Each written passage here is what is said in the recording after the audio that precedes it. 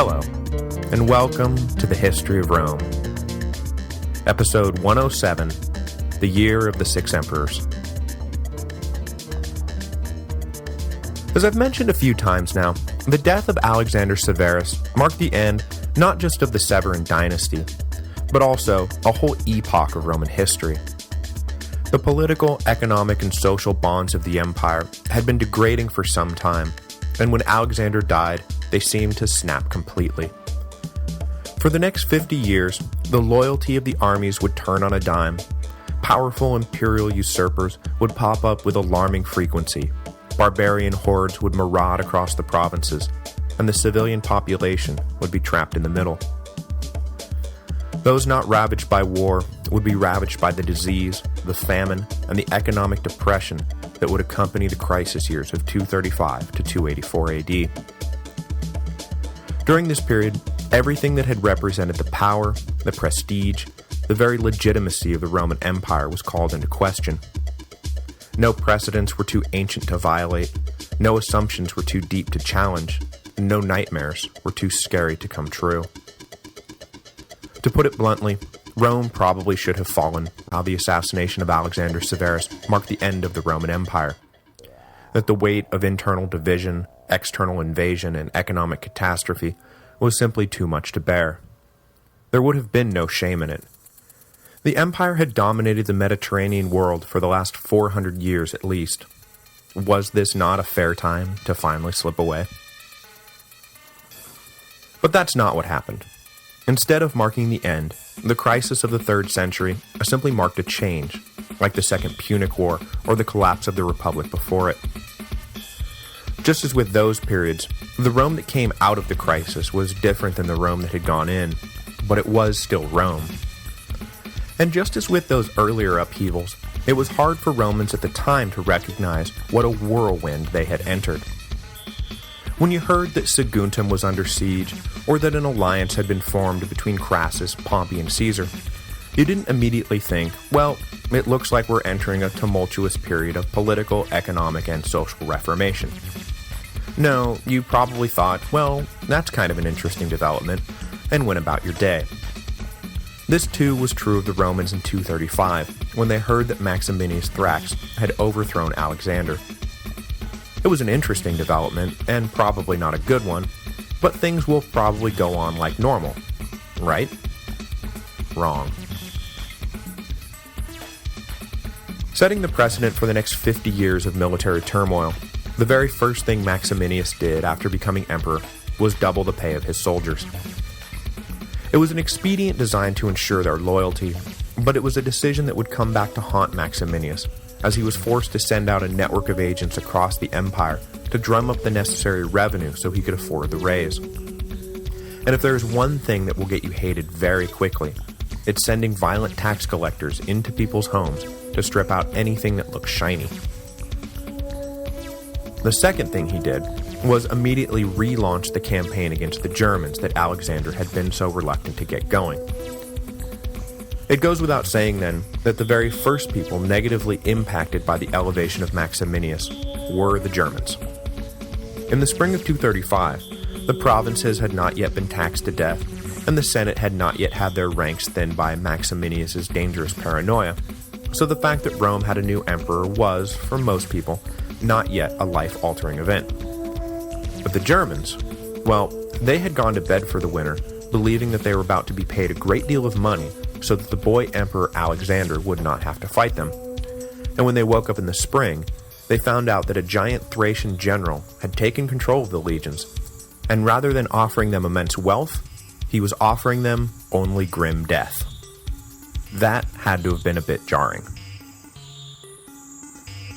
Maximinus led the legions across the Rhine on a punitive campaign that served two useful purposes.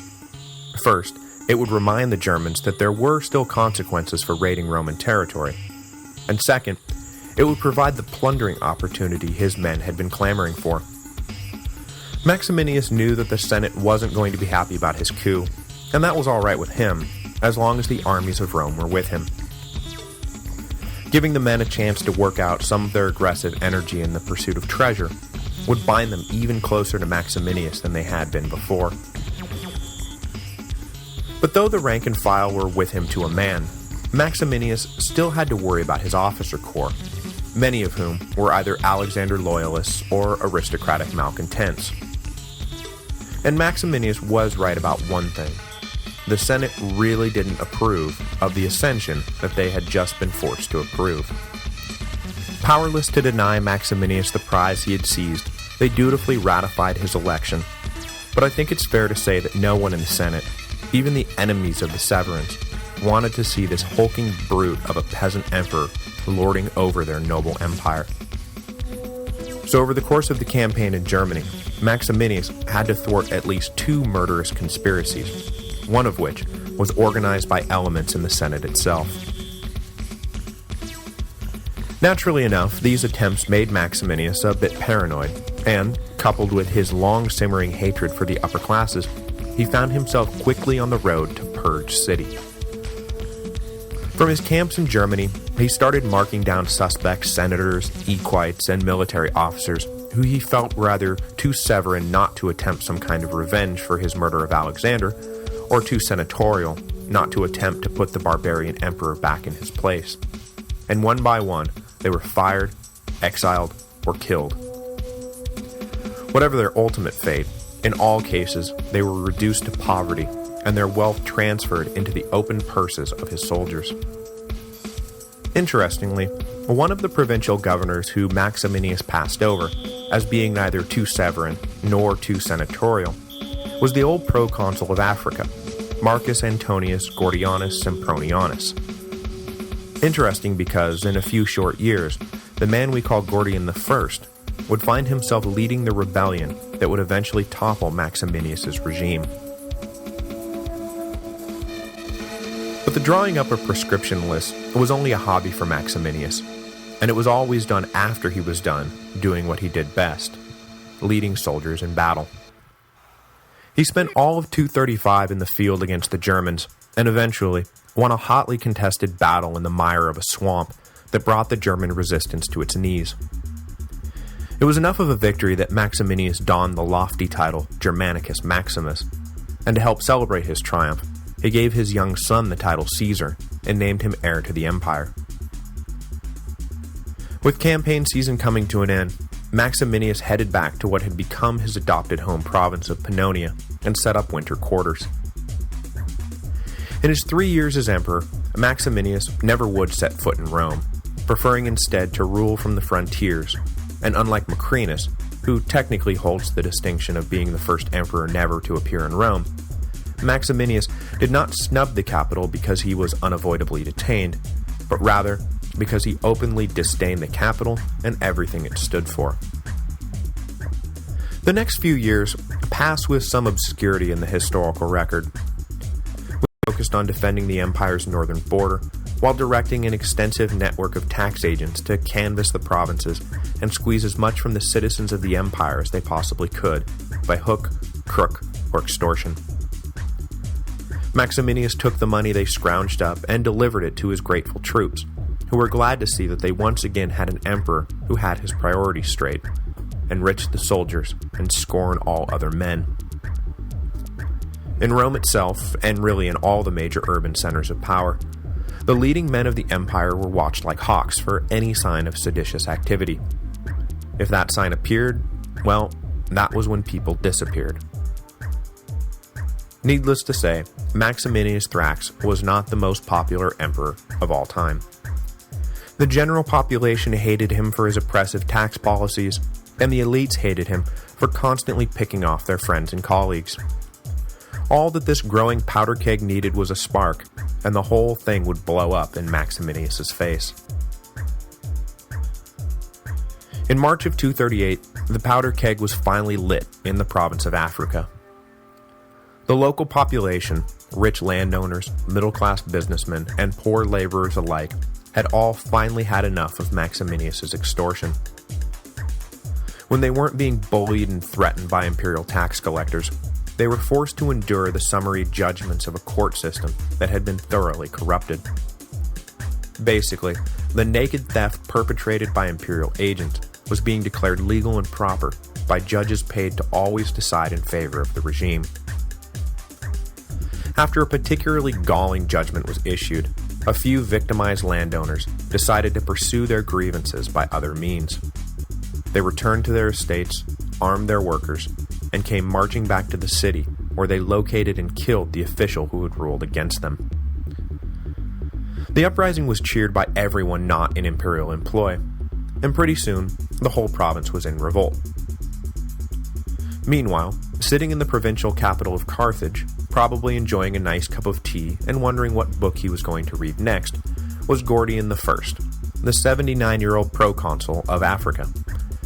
He had been passed over by Maximinius' paranoid eye for good reason, and was as unlikely an imperial usurper as the Romans ever produced. He had been born way back in 159 to an equestrian family, and had been made a senator during the reign of Septimius Severus. He was, for his times, a unique figure. Disinterested in war and politics, he devoted much of his time to intellectual pursuits, and had written volumes on every subject under the sun.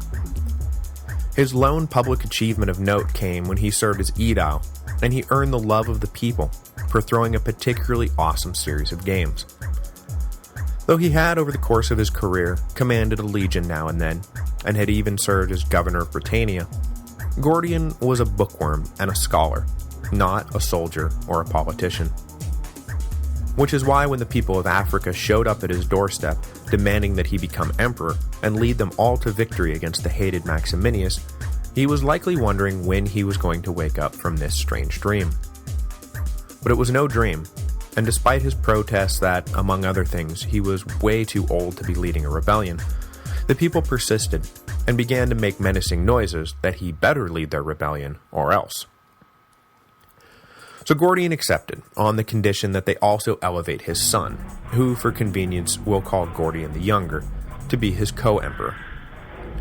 Whatever vigorous action this rebellion was going to require would be much better handled by a 46-year-old Gordian than a 79-year-old Gordian. So on March 22nd, 238 AD, the second and third emperors of the year of the six emperors were proclaimed, and the revolution was on. About a week and a half later, word reached Rome of what had happened in Africa. The senators quietly conferred with one another about the news, and agreed to meet in a closed session at the Temple of Castor to decide what to do about this most interesting development. Themselves as fed up as the people of Africa, they decided after an intense meeting to ratify the elevation of the two Gordians. They emerged from the temple and announced to a cheering crowd that the Senate of Rome now officially recognized the two Gordians as the lawful sovereigns of the empire, and that both were to henceforth enjoy the title Augustus. Understanding the effect their declaration would have on Maximinius, who they also declared was now a public enemy, the Senate also announced that an executive council of 20 eminent senators had been created to prepare for the defense of Italy, which was sure to be invaded the minute Maximinius learned what they had done. Further committing themselves to the rebellion, the Senate dispatched messengers to all the provinces of the empire, encouraging the local magistrates to join in the uprising, and then, sealing their pact in blood, they tracked down the highest-ranking official in Rome loyal to Maximinius, his Praetorian prefect, and had him assassinated. But though the standard raised by the Gordians was being flocked to, the Gordians themselves were about